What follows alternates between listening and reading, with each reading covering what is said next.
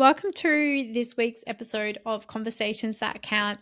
I'm your host, Jeihan, and today I'm doing a solo episode, and this one is all around grief. And I wanted to bring the conversation here and essentially normalize the conversation and the emotion of grief, because I feel like we all experience it through some stage of life. It's conversations like this that we then know, A, we're not alone, and also that, who you surround yourself with actually makes an impact and is going to help you as well. And I feel like it's just a really timely reminder and timely conversation. And I want to share a little bit more about my mum as well, because I lost her probably about 5 years ago now. And it was her birthday a couple of weeks ago, and I shared on social media about her, like it would have been her 76th birthday. And the amount of conversations that particular post opened up of people saying that deeply resonates, or I'm going through the same thing, or I lost my parent a couple of years ago, or even like grief can be grieving parts of you or grieving parts of your life, or a life that you thought that, you're going to have. So grief can be experienced in different ways, not necessarily just around death. So I wanted to bring the conversation here as well and just share a little bit more about my experience with grief and like the passing of my mum, and also like in a way honor her as well, because it was through that time that made me reassess so much of life and change the trajectory of my life, and it contributes to who I am today and what I am doing today. And my mum and my dad are a massive part of my why as well. And losing my mum, I think that when you see someone that you love either pass away or sick, and in a way you feel helpless, or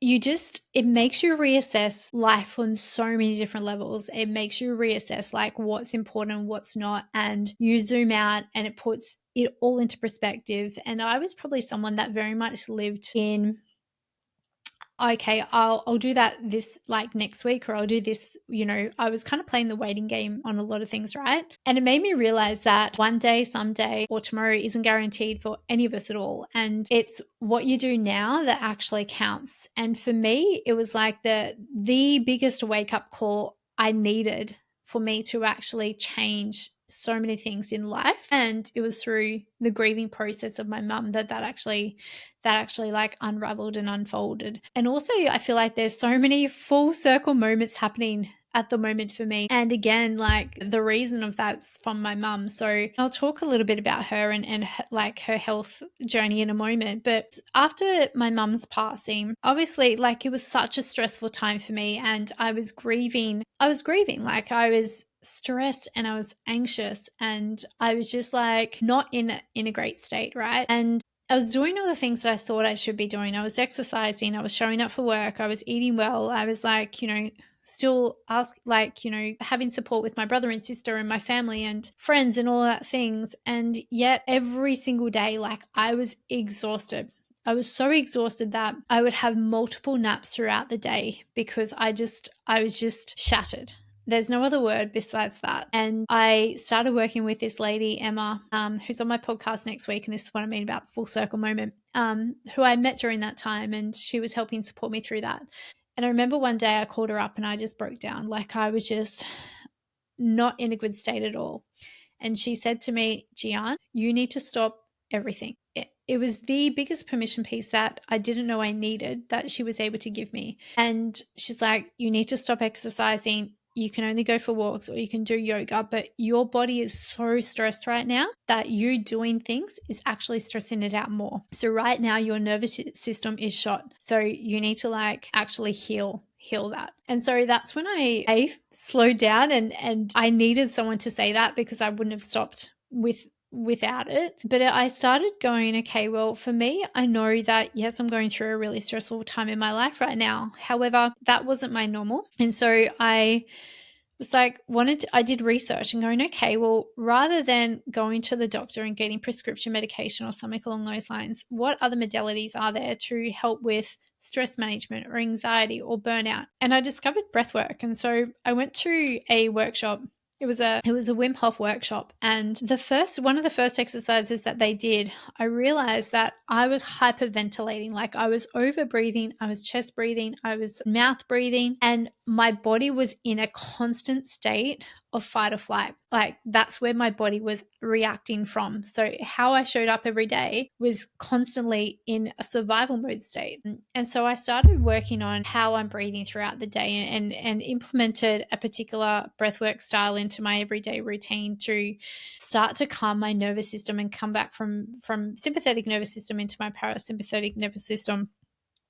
And within like the space of probably a month or 2 months, and I don't like, I didn't track it or anything like that, but I just remember going, I feel so much calmer. And it was because of the breath work. And it's like, okay, well, if this is how I'm feeling through this breath work, then what other style of breathing can I do to be able to, like help with expressing emotions and things like that. When I went to a holotropic breathwork event and somatic breathwork event, my body had the biggest emotional release I think I've ever had in my life. And I probably cried for about 2 days. And my body, I had been holding on to so much grief from my mum passing that it was stored in me. And it wasn't until I did breath work and I was able to release that I then felt calmer. And I know that probably sounds a little bit silly without going into the science behind it and things like that. But it was like, my God, your body holds on to so much and it controls our stress responses. And if we're acting from a dysregulated nervous system, it has a massive impact on our life. And for me, the stress and the anxiety was actually a symptom of the grief of my mum passing away.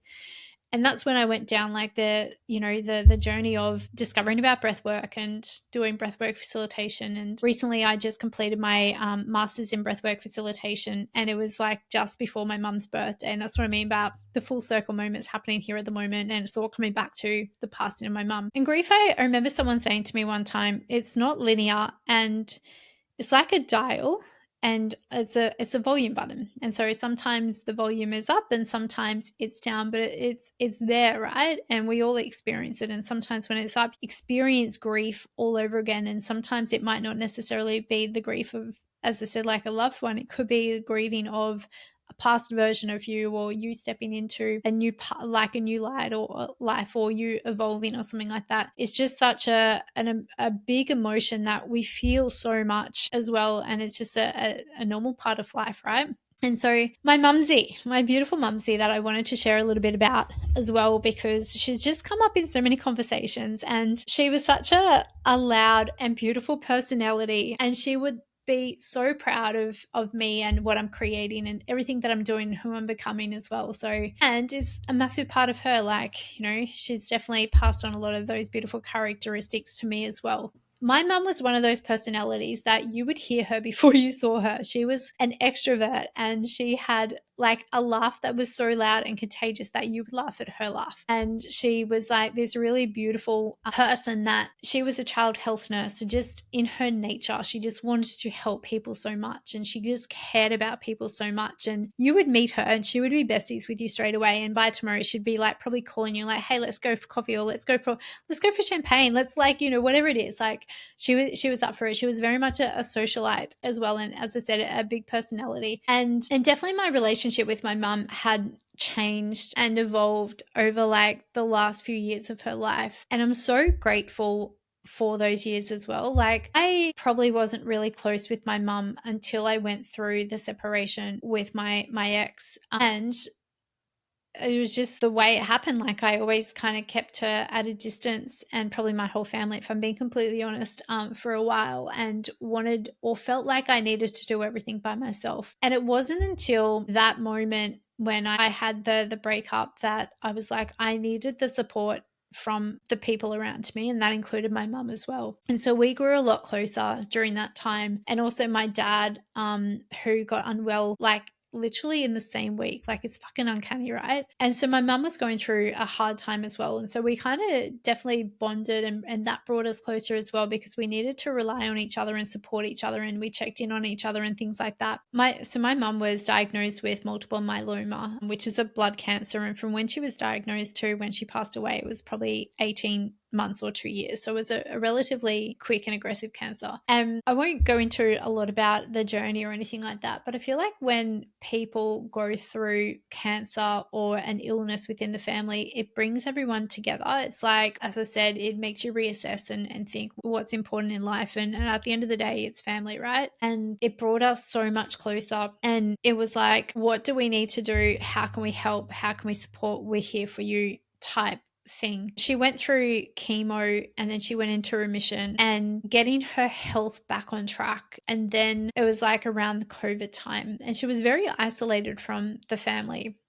And I honestly believe, my brother and sister believe this as well. She died from stress and it manifested as cancer in her body. And she got really unwell. And again, she didn't want to tell any of us. She lived about an hour and a half out of Brisbane. And because there were so many lockdowns, she just said that she was unwell. She didn't go into any more detail. And then I went up to her to take her up some food and to cook for her as well. And then take her to the doctor, and she got shingles. She had shingles. And so we got on the medication and things like that. And then I came back to Brisbane, and then my brother went up and he took one look at her and was like, no, you're coming back to Brisbane with us. And then at that stage, I think he took her straight up to the hospital. So she went up to the hospital and got like all these tests done. And one of the tests was that they had discovered that her cancer had come back and she was no longer in remission. But they couldn't do treatment with her until she had got better and had recovered from the shingles and her immune system was up. And unfortunately, her health was just declining, and it declined so rapidly that treatment wasn't an option. My God, there's so much that I can go into, and there's so much I could share.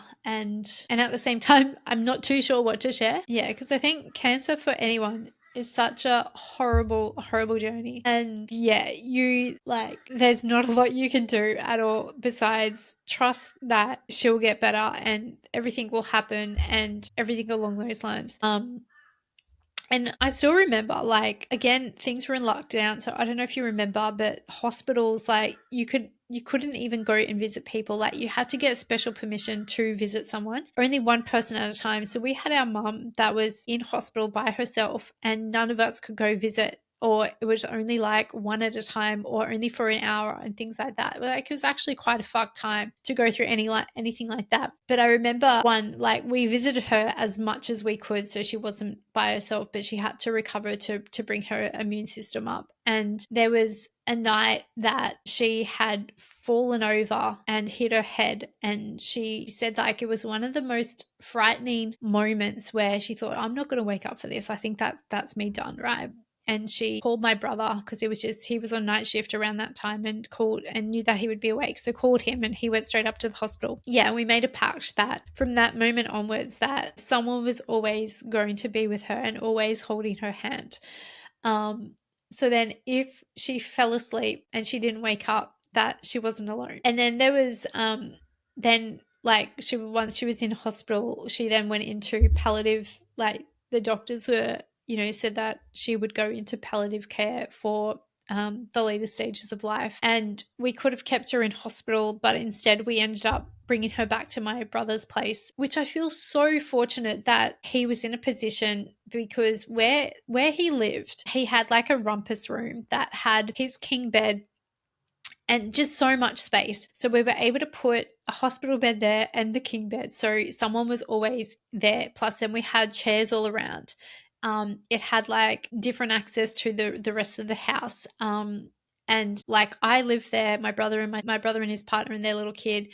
My sister would stay over. Our auntie lived there at the stage as well. So like there were so many people in the house. And then for pretty much 2 weeks, my mum just partied for 2 weeks and enjoyed every part of that last part of her life as much as she could. And when I say this, like it, when it comes my time, I want to do it this way. Like so often we celebrate life, we celebrate the person once they've passed away and, share memories. And my mum had a living wake. She wanted like whatever she wanted, we did for her. Like we had verve, we had prawns, we had like whatever your favorite food is, you've got it. Like we'll get it all. And so we just constantly had a revolving door in that house for about 2 weeks of everyone that she loved. We had this book that people would write messages to her to say like what she meant to them. And she would just read that every single day. as well. So in terms of end of life, like she had one of the best times. And one of the biggest regrets is like we gave her this little bell. And so when she wanted something, she would just ring it. So by the end of it, we're like, what do you want now? And at the same time, like it was beautiful that we had so much family and so much love around her and with us at the same time. And when she had like the last few days of her life, which came around pretty quickly, we were all in the room with her when she took her last breath. Like there was my auntie, my brother, my sister, and their partners, and myself, and their kids, that we were all there with her when she took her last breath. And I feel like there was something really beautiful and special about that moment because you get to grieve the person with them while they're still alive. So you're able to say everything. You're able to just love on them so friggin' much and just be there in whatever capacity that you can be to love and support them in whatever way that they need, and just know that they're okay and you're okay as well, which I feel like it was such a beautiful moment. And then even after my mum passed, like just the love and support that we had around from our family was just absolutely incredible. And I feel like in moments like that, it definitely brings people closer because you do need to rely on other people and have that support network with you. And it's one that I definitely relied on a lot. In the past, I wouldn't cry in front of people. And I was like, do you know what? Whatever. I cried a lot and I didn't care who saw me at all because I was just like, I just let down that guard because I needed the support from others, where in the past I was like, oh, it's all right, I can handle this by myself. And I want to share this, and it's probably not normally a share that I would probably put on my podcast. However, I just felt like it was important because I definitely felt a lot of the presence of my mum and from people that knew her and the passing. And it's just such a reminder that life is so friggin' precious. Do you know what I mean? Like it's one that so often we get caught up in everyday life and the busyness of it all, or we get caught up on being annoyed at certain people or being stuck in situations or environments that we don't want to be a part of anymore. However, like, let this be your message to zoom out, to work out what's important to you and make sure that you're focusing on that and you're focusing on yourself, because at the end of the day, nothing else matters at all. So focus on you and making sure that you're living in the present moment. And if there's something that you want to change and it's in your ability, change. And with that comes bravery and courage and all of the other things that you need there as well. However, I want you to look back and go, I'm so grateful that I did that change because now I'm the person I want to be, rather than look back with regret. And for anyone that has lost a loved one or is going through that process, like, just know that you're not alone, and there's so many people out there that are there for you and support for you as well. So make sure that you are reaching out to people if you need. And people go, like, when you leave, I'm a strong believer that when someone passes away, like, we're spiritual beings and we're just having this human experience. So when we pass away, I don't believe that that's the final part of it. And that makes me, I have comfort in that at the same time. And that's why I feel presence of my mum so strongly sometimes, and sometimes I don't. And there's a couple of things that I do and see that reminds me so much of her that I want to share this with you as well. And again, maybe you find comfort in this too, is that when she passed away, I said to my brother and sister, like, does my mum have like a spiritual animal? Like, is there something that she sees or we do that we go, oh, that's mum? Like, how some people see like a bee or a butterfly or something like that. And I shit you, like, literally, like, we were up at my mum's place cleaning out the house and getting ready to sell. And I shit you not, in that moment, this big peacock had come into their yard, and they'd lived there for 17 years. Not once had I seen a peacock ever in my life before, and neither of my brother and sister. And this big peacock had stayed the whole entire weekend that we were up there. And even when we were driving out to go to dinner, it would cross the path of the road and like to kind of stop us. And so it was very much there for the weekends. Anytime that we see a peacock, like, it reminds us of mum. And even like my aunties, like, if they see a peacock, they send a photo. And so there's definitely like presence that she's around. And then also you always see there's so many things that you do throughout life that remind you of loved ones, whether they're here or they're not. Like my mum hated pet names. So like if you'd go into a restaurant or buy a coffee or something like that, someone would go, oh, hey love, or hey doll, or hey sweetie, or something like that. She would be like, I'm not your sweetie. I'm not your mate. I'm not this. So anytime someone calls someone a pet name, I chuckle because I'm like, I can just imagine my mum saying to them, no, I'm not your mate, or something like that. She hated it with a passion. And there's things like sometimes I look at photos or videos, I'm like, oh my God, I look so much like my mum, or I see the facial features in my nephews or my niece or my sister that are so much like my mum. So there's always like, presence of your loved ones around you as well. Like they're always here, always watching over you and taking care of you as well. And I find like a lot of comfort in that. So it's just like a reminder that people you love are still with you in ways that you don't always see, but they're always watching over you as well. If you're going to take anything away from this particular podcast episode, and I know that it's probably a little bit different style to the ones I normally do, but I felt like it was an important conversation, one that I really wanted to share. And like, just live, like do things that are for you and make your heart sing, because life is so fucking precious and you don't know what's happening tomorrow, what's around the corner for any of us. And zoom out, like put things into perspective as to what matters and what doesn't. If you're in a situation that you don't really love, whether that's at work, whether that's in a relationship, whether that's in an environment, or you just that there's so much more for you, lean into that, because I want you to uncover that and be on the path that's right for you, rather than feeling like where you are right now is your destiny. So keep that in mind as well. And if you are someone that is going through grief, just know that you're not alone and know there's support around you. So make sure that you are reaching out to people around you and be seen and being taken care of as well. Feel free to reach out with me. Like I obviously only touched the surface on so much of today as well. So yeah, reach out to me as well, because like I'm always here. And thank you for tuning in. I appreciate you like always. And yeah, if you have any comments or questions, then please reach out.